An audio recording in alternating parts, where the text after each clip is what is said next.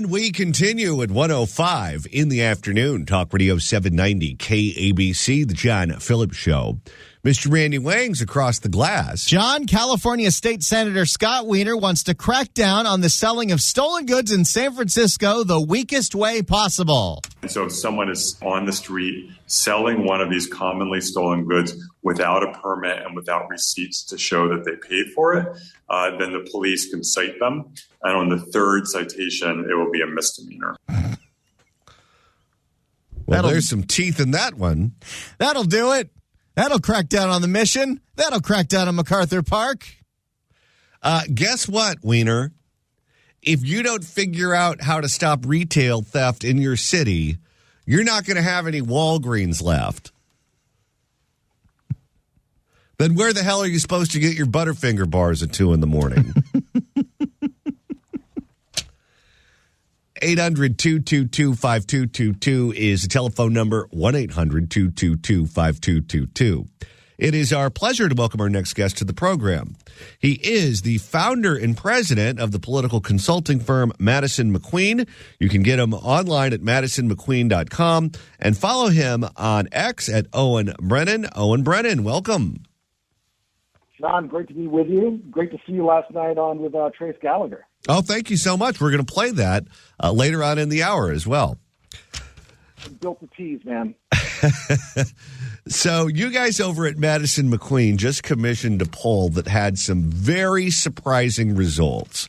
And it's surprising in a number of ways because one of the things that we've seen in California for some time is that people vote with their feet. They don't like the government they're getting from Gavin Newsom and the state legislature. They feel like the situation is hopeless and it's never going to get better. So the only way to make your life better is to pack up your stuff and move to Texas, move to Florida, move to Arizona, move to Nevada, because things will never get fixed here. But you have a poll out that suggests that that's not true, that things could get fixed in California. And you have empirical data that backs that up. So let's go over some of the results of this poll that was just conducted by your firm. I guess the headline would be that nearly 50% of California voters could vote for a Republican governor. That number is obviously much larger than we've seen in recent elections where Republican candidates were stuck in the 30s or the 40s. You also found that 83% of California voters said that gas prices are too high. 73% support fully funding Proposition 36, which puts the criminals back in prison. 72% feel that homelessness is still a big problem. 71% believe that Democrats in charge have not addressed the state's high cost of living. 69% think Democrats in Sacramento have not done enough in terms of energy and utility costs. 62% support a full independent investigation of the LA wildfires, and only 24% of Californians think that biological males should play in women's sports. Looking at these numbers at first glance, Owen, I say to myself, the Democrats better be careful, because if they continue to piss people off, in theory at least, they could lose. Yeah, John, these are 60-40, 70-30, and 80-20 issues that the Democrats are on the wrong side of. The Democrats are lost. They're pushing the same garbage, and voters are noticing. They're looking around, and they're saying, hey, it doesn't have to be like this. One of the other interesting things we did in the poll, we asked voters if they were considering leaving California. And the number is actually more than 50% of Californians that we polled are going to stay here. They have no intention of leaving, and they aren't thinking about it. We asked that question because in the early 90s in New York City, they did a poll of voters there, and more than 65% of New Yorkers said they'd move out of the city if they had the chance to. And that was sort of a threshold that really ushered in a Rudy Giuliani to be a big reformer. While these numbers are bad for Democrats and their policies, it's also bad for one-party rule. Well, and I would say that it's also dangerous for them because the seat is open in 2026. No party, no individual will have the power of incumbency, which means it's going to be a clean slate election. many of the candidates, with the possible exception of Kamala Harris, should she decide to jump in, are relatively unknown statewide. Nobody knows who Tony Atkins is. Nobody knows who Eleni Konalakis or Tony Thurmond or Betty Yee is. So they're going to have to try to present themselves to voters in an attractive way so that they can make it onto the November ballot. But if you're looking at poll numbers that consistently show that your policies are unpopular, that creates a scenario where someone who is an outsider, someone whom we may not even be talking about right now, has a lane, has an opportunity to make an impact. Absolutely. To quote your favorite mayor, former mayor, this is also it's a roadmap for a candidate to be like, hey, these are the issues that people care about. These are the issues that are overwhelmingly important to Californians. These are the issues and the problems that we have to solve if you're going to be a credible gubernatorial candidate. I also point out that there are 5 congressional districts in California that the Republicans are targeting to flip. And this is also a roadmap for Republican candidates in those races. I don't know if you saw the video that Katie Porter put out, the former congresswoman from Irvine, who is now a declared candidate for governor. But none of these subjects really showed up in her ad. She talked about, I guess, housing was number one for her. But child care was another issue she talked about. Attacking Donald Trump was something that was very important to her. Climate change was very important to her. None of these subjects that you pulled ended up in her video. It seems like what they're planning on doing is just ignoring them and talking about other things. So a candidate has a choice that they can make. Are they going to represent the people that are electing them, or are they going to represent the ideology that they're beholden to? And I think Californians are sick and tired of electing candidates who are beholden to a certain ideology. An ideology, like nobody out there is talking about how much they dislike President Trump. Right? It's a very small, his numbers are pretty strong, and yet she's up there saying she's going to take on President Trump. Well, that's not the role of the governor in California.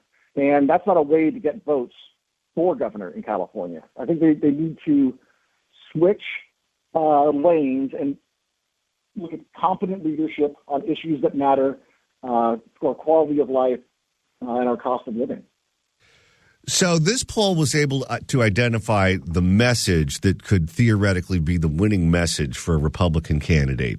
In terms of the messenger, Republicans have had a very difficult time since Arnold Schwarzenegger finding someone that can win a popularity contest with the right message. Have you investigated at all which messenger would be the one who could sell these ideas to the public? We've talked to potential candidates around the state. We talked to Steve Hilton. He gave a wonderful speech. Elaine Colati is a person who you've had on your show who's doing a lot of work up in the Palisades. I think she has sort of been red-pilled by the abject failure of Democrat policies. There is an opportunity for somebody. California is a unique state. I don't think Arkansas wouldn't wouldn't elect an Arnold Schwarzenegger. Might be a football coach, but not an Arnold Schwarzenegger. So yes, I think they're a different kind. This is an opportunity for a different kind of candidate to emerge. And I would echo what I believe Roxanne Hogue, our brand new LA GOP chairwoman, said on your show recently, is that we got to make sure that we limit it to 1 or 2 Republican candidates to get somebody through the primary so that we can be competitive in the general. I've mentioned this before on the show, but I really believe that this is going to be a necessary part of breaking this one-party monopoly that we live under right now, and that is we have to get the dominant industry in the state to play in a real way. And by that, I mean open up their checkbook. And in the old days, it used to be the railroads that was the dominant industry in the state of California, Southern Pacific specifically.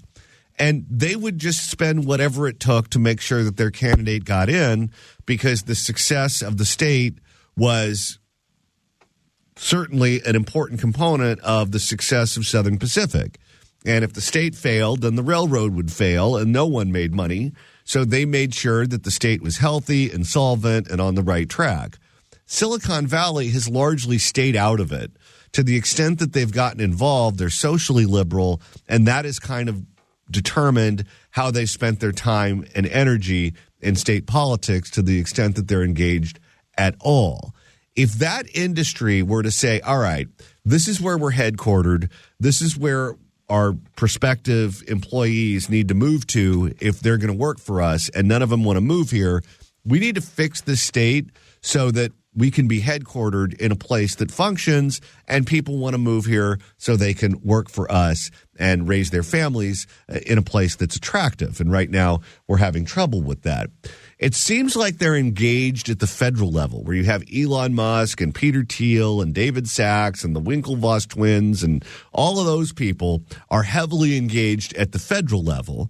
And they're also engaged at the city level in San Jose, where San Jose has quite possibly the best mayor, big city mayor in the state of California right now, who happens to be a Democrat, Matt Mahan. But oh boy, is he cleaning that city up. That is, of course, where many of them are headquartered. But they haven't done that yet at the state level. If you can show empirically that you have the message and we can find the messenger and they can pony up the money, those seem to be the necessary components to actually obtaining power. But if you don't have all three, I don't know how you do it. Yeah, I think that is the trifecta. And the Democrats have always they've had the teachers' unions money, the FEI union money, and that has been their sort of, using your model, their trifecta to sort of getting their agenda forward and getting their policy priorities sort of enacted and gotten us into this hole. And I think if you look at what Elon Musk and the rest of the Silicon Valley intelligentsia is doing, yeah, they're giving permission for people to come out and say, hey, it doesn't have to be like this. There is a policy option that's not the total collapse of civilization. And so there is an opportunity to see that kind of a trifecta on the right take shape. Based on your poll results, do you think that there are opportunities for legislative gains at that level using these same issues? Oh, 100%. If you look at, actually, I think the 5 target congressional races, I think they're all in your station's footprints. These are people who could very easily lose their job. There's really, if Republicans want to have a more powerful majority in Washington, D.C., there aren't a lot of seats they can pick up in Texas or Florida or other red states. But there are 5 seats in California that Republicans can win that would add to the majority substantially. There are 3 seats in Nevada, 3 seats in New York as well, but the most competitive seats exist here in California. If I'm reading between the lines correctly, based on what you just said, then the path to a majority in the House in 2026 goes through California. It would make, if they could pick up those 5 seats, it would be a lot easier. And if you're the Democrats, you have to hold them. So this is ground zero. Yes. Interesting. Because that would then have to reverse decades of how they've played the game, which is you raise the money here and you spend it everywhere else. You don't spend the money here because the outcome of the elections here are predetermined. But now what you would end up doing is raising money here and elsewhere and then bringing it back to California and spending it here because this is the state that's going to determine the majority. Well, so in 2000, George Bush was competitive enough in California that he was rising the tide for I believe it was a Senate candidate. So Democrats in California had to spend money in California. They couldn't send it to other races. Would that money have been better spent in, say, Florida? Yes, there would have been a President Gore had they spent more money in Florida. So you're absolutely right. Forcing Democrats to keep their money in California is a win for Republicans everywhere. Last question before you go. We don't know yet if the former Vice President, Kamala Harris, is going to run for governor of California. She said she's going to need until the end of summer to decide. If you look at those issues in your poll that you took a look at, she is essentially on both sides of every single one of them. She took one position when she was a local candidate in California, one position as vice president and as a candidate in the Democratic primary. And then when she became the Democratic nominee and she tried to moderate her image on those subjects, she reversed course. She said her values always remain the same, but her position on those issues changed. How big of a problem would that be for her, particularly in the primary election, where she's on both sides of everything? Well, one thing hasn't changed, John, and she is a horrible candidate. She's a horrible communicator. She can't explain her point of view. There is nothing, like, I can't believe that there is a serious conversation happening today about Kamala running for governor, because the entire country witnessed how bad of a candidate she is on the highest level. Right? She went from not winning, not even making it to Iowa in the presidential cycle, to becoming vice president, to running for president, never getting any better as a candidate. She's like Karen Bass in that way. Karen Bass isn't all of a sudden going to go to mayor school and become a better mayor, right? So Kamala is not going to go to candidate school and become a better candidate. She's a horrible candidate. I please have her run. I beg her to run. That's probably the Republicans' best shot for winning the governor's race in 2026. Owen Brennan, founder and president of Madison McQueen. If you want to take a look at the poll results that he and his firm just came up with on what California voters are looking for in future candidates, you can do so online at madisonmcqueen.com. And you can follow Owen on X at Owen Brennan. Owen, thanks so much for stopping by. Thank you, John. If you'd like to email the show, you can do so at johnnydon'tlikeshow@gmail.com. That's johnnydon'tlikeshow@gmail.com. And Randy, now that we're approaching the halfway point of today's show, if you want to listen to us all weekend long, that's easy to do. Just get the podcast of this show. Search for The John Phillips Show on Apple Podcasts. Absolutely, absolutely. Or search for The John Phillips Show on iHeart. Absolutely, absolutely. Or search for The John Phillips Show on Spotify. Absolutely. Everyone's saying it. And we're going live in the San Francisco Bay Area starting April 1st. Absolutely, absolutely. Oh, Daniel Lurie. You know, we should try to get Daniel Lurie on. What's going on in San Francisco is pretty fascinating right now. But yes, we've been talking about the Bay Area for quite a while, and we've been doing a 1-hour version of the show at night on KSFO. On April 1st, we're moving to live noon to 3 on 790 KABC and 810 KSFO every single day, covering all the issues that matter in Southern California and Northern California, live, taking phone calls in Southern California and Northern California every day, which means Oaklanders can finally chime in on what's going on in their city. I said, hell no, baby boy. Let me get up on out of here. And Randy, it's time to open up the California Crime Blotter. If the cashier is dummy. Questions? And surprise, surprise, this one involves an ATM too. It's a lot of ATM thieving going on. And at some point, you have stolen all the ATMs there are to steal in a place like Oakland. So then you got to go out to the suburbs, just outside of Oakland, to a little town called Lafayette, where they're experiencing their very first stolen car smash and grab into a pharmacy to steal an ATM. Now Lafayette, California is looking a whole lot like Lafayette, Louisiana. For more, here's NBC Bay Area. Well, people in Lafayette are realizing their usually safe city is not immune to crime. A crew of masked burglars smashed a car into a local CVS store early this morning. NBC's Jody Hernandez reports they're still on the loose. I really don't understand what's the incentive at this day and age to keep an ATM in your store. Can you imagine old couple and Grandpa decides he's going to go to the doctor and get a prescription for Viagra. And Grandma says, "You're too old for that. What are you doing fooling around with that pharmaceutical stuff, trying to act like a young man?" "No, I'm going to do it. And I have a prescription from my doctor."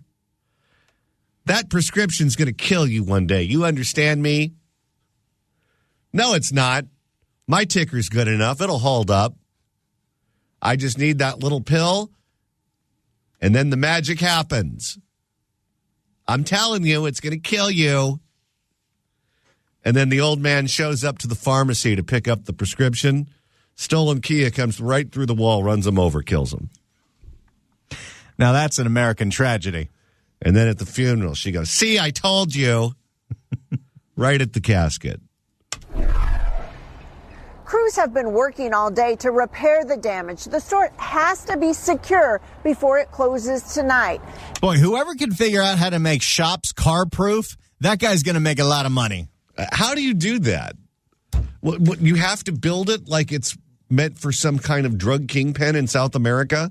You're going to have these platinum bollards in front of every single door of every single storefront so they can block the Kias. I'm sure that architecture will be real attractive.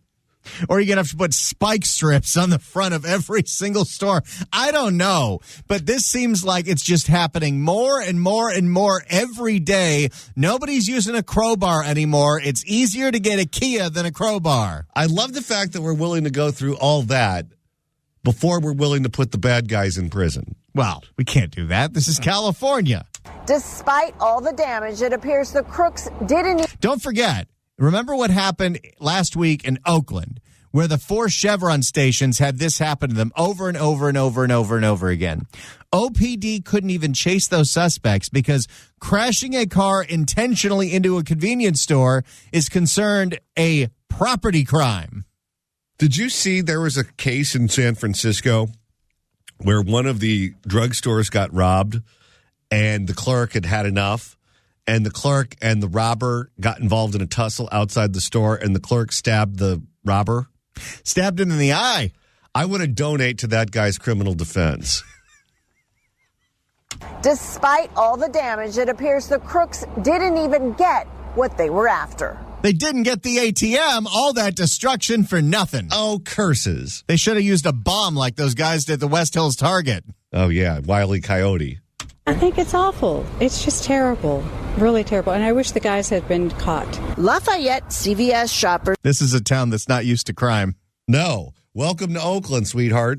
Lafayette CVS shoppers say they're feeling unsettled and angry after police say 3 to 5 masked suspects used a stolen car to break into the store early this morning. They rammed the front of the store so that they could break the glass, and what they were trying to do is dislodge the ATM with the car, and they weren't able to do that. So the Kia wasn't powerful enough to knock over the ATM?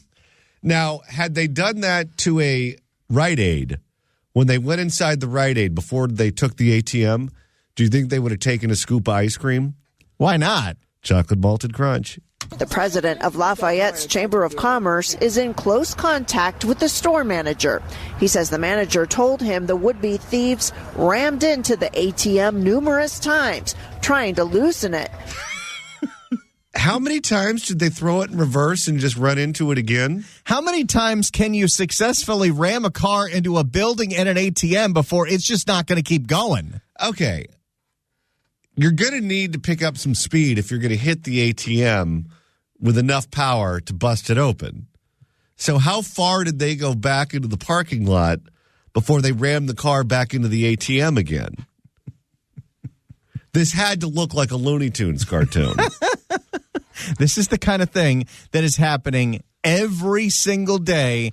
And while I don't think it's exclusively a California thing, most of these stories happen in California. Okay, when I go on the road, I always watch the local news just to see what life is like outside of the insane asylum. And occasionally they will post a video like this, and they'll have a crime that was committed like this, but it's always datelined in this state. Remember, we used to do a bit with Jillian, Florida or not Florida, because all the crazy stories came from Florida? Oh, yeah. Okay, you watch the local news in any other state, it's boring. You watch the news here, and they stump you every single day. They show you something you thought you'd never see in a million years every day. I don't know why the local news isn't rating off the charts. Well, that's exactly how we started covering what was going on in the Bay Area. I was subscribing to all the YouTube channels of our Southern California stations, and there were plenty of crazy stories, but YouTube started suggesting to me that I start following KPIX and KRON 4 and KTVU and KGO, and the stories that were coming out of the Bay Area were crazier than the ones in Southern California. By leaps and bounds. And so we were like, we got to start covering this. And hey, look at that. 3 years later, we're going to be live in San Francisco. I hope they're ready for us. Didn't we get yelled at once for covering San Francisco? We did. At a crime story.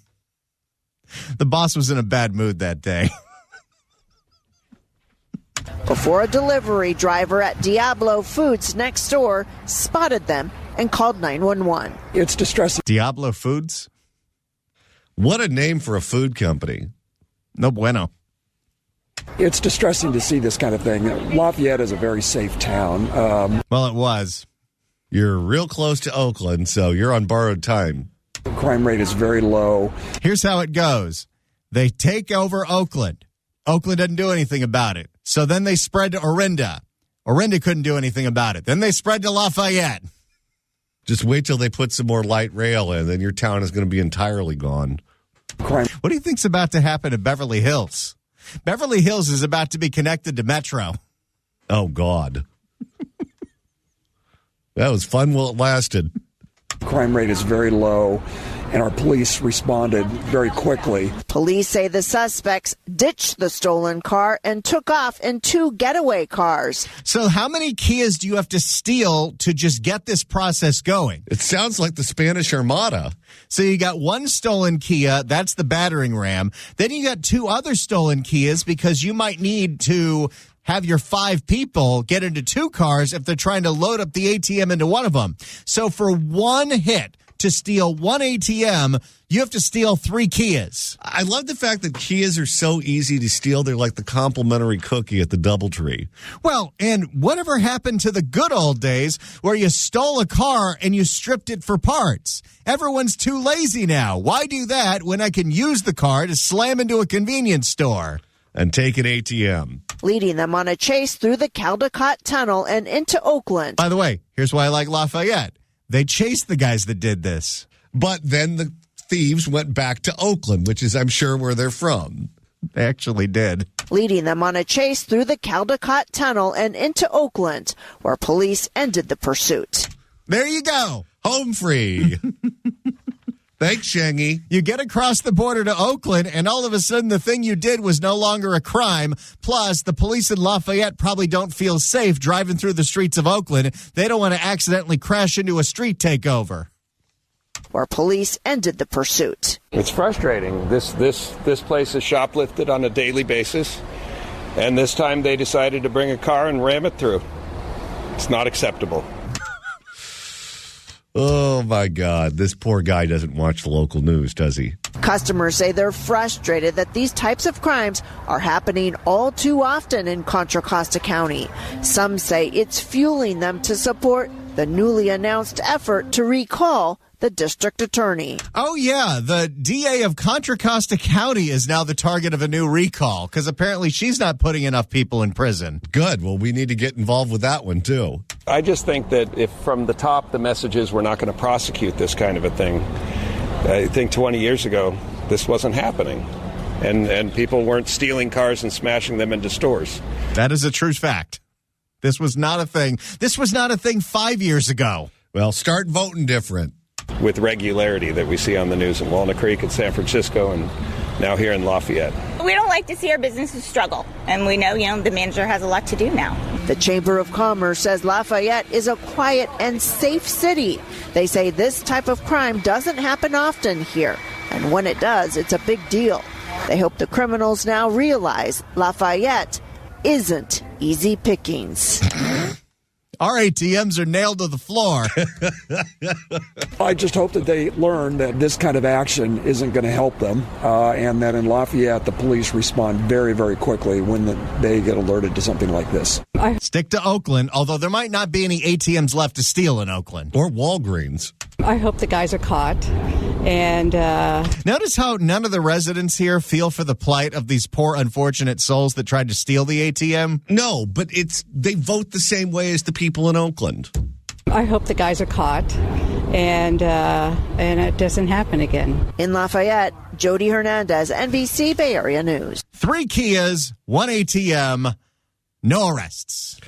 Last night, I appeared on Trace Gallagher's program on the Fox News Channel. Let's go ahead and listen to how it sounded. Bring in KABC host and LA Daily News columnist John Phillips, along with political commentator, former Democrat, and walkaway spokesperson Natalie Beisner. Thank you both for coming on. Natalie, to you first. We talked about CNN saying, oh, it's just a protest. All these burning, all the torching, just a protest. Here's that soundbite. Watch. Breaking in, shooting a car, setting on fire, nothing to do with the politics, nothing to do with Tesla. You are a criminal, and you should go What about the broader to question jail. about the protest factor? I mean, you heard What Tim Walz. protest? You're a criminal. They refuse to call this criminal behavior. It's a protest. It's this. They refuse to say it. What do you think? Yeah, they keep acting like it's just an economic boycott when really it is domestic terrorism. Mm-hmm. And look at the way that the two sides respond to a company they don't like. We didn't like beer. We didn't like Target. So we just stopped going to Target. We stopped buying the beer. And here they are now keying cars, thinking they're fighting Nazis and throwing Molotov cocktails. These are the people who have spoken endlessly about January 6th. And yet it's clear that they don't actually care about domestic terrorism. They're the same ones who told us that the George Floyd riots and looting were just, fiery but mostly peaceful. So they're showing their true colors all over again. You imagine torching Targets over Bud Light back when this was a thing? John, we've been told that, Republicans are the ones who are really extreme. And here's a little bit of videotape to back that up. This MAGA crowd is really the most extreme political organization that's existed in American history. They are threatening political violence, and they are attacking our democracy. These Republicans and others are creating an environment of political violence. They are putting Americans at risk. Of course, that was all the way back in August, September, October, John. So, it's entertaining at the very least. What do you think? Yeah, projection much. Jimmy Kimmel is the absolute worst out of all of them. I think the Ozempic shrank his brain, too, because what he's advocating for is not just some sort of jocular prank. It's not some sort of form of protest. What he's advocating for is political violence against his political adversaries. Now, as much as I dislike him, I would never advocate for something like that. Now, maybe in protest, I'd recommend that he buy a Chevy Corvair and hit some turns real hard. But that's about it. And just because you own a Tesla doesn't necessarily mean you agree with the politics of the company. I would imagine there's a lot of liberals out there who own Teslas. I mean, I fly American Airlines. The only thing I have in common with them is that I'm always late. There you go. Meantime, Gavin Newsom would never use, and he said this to Charlie Kirk, I would never or let anybody in my office ever use the term Latinx, right? CNN did a little fact check and they found, watch this. So let's talk about the word Latinx. Just 2 weeks ago, here's what he said about it. By the way, not one person ever in my office has ever used the word Latinx. But there was a person who used Latinx. It was actually a really important person. It was him. I hope we can really paint a picture in terms of our consciousness of how impactful this has been on the Latinx community. The Latinx and black communities. You've got politicians that are banning not assault rifles, but the word Latinx. They're not even serious. It's my favorite soundbite of the week, Natalie. I mean, come on. He's the epitome of hypocritical. He is. I don't think he actually believes in anything. And I do. It is very vindicating to watch them turn on him because he seems like he's reaching across the aisle. Yeah. But listen, I have watched every single one of his podcast episodes, and he just agrees with who's ever sitting across from him. It doesn't matter if it's Steve Bannon, but then Tim Walz comes on and they talk trash about Donald Trump. He's so disingenuous. And we spoke about this when he was first launching it. Yeah. And it is true. He doesn't actually believe in anything. He just wants to sit in the Oval Office. Yeah. So Yeah, and Tim Walz actually said that Trump supporters, the young men, were bad people, and Gavin Newsom's like, well, yeah. New York Post editorial board writes the following: the left is screaming that President Donald Trump's order Thursday to start dismantling the Federal Department of Education spells the end of civilization as we know it. At least, the truth is, it's a healthy start to improving U.S. education by giving parents, states, and local leaders more control over their schools and boosting competition. It lets parents, maybe someday, choose the schools their kids can go to. John? What's funny is you go back and you look at what New Deal Democrats used to say about federal programs. And they cared about these programs because they cared about the services that it provided to the people they claimed to care about. And at some point, it got bastardized, and now what the Democrats advocate for is the bureaucracy. Yeah. Whether or not the bureaucracy is doing what they want it to do is not relevant. You see this not just with education, but with homelessness and so many of the other social issues that we're dealing with. Yeah. They evaluate success based on how much money they spend, how many people they hire, how many programs they create, but whether or not they work is just not relevant to them. Yeah. John Phillips, Natalie Beisner, thank you both.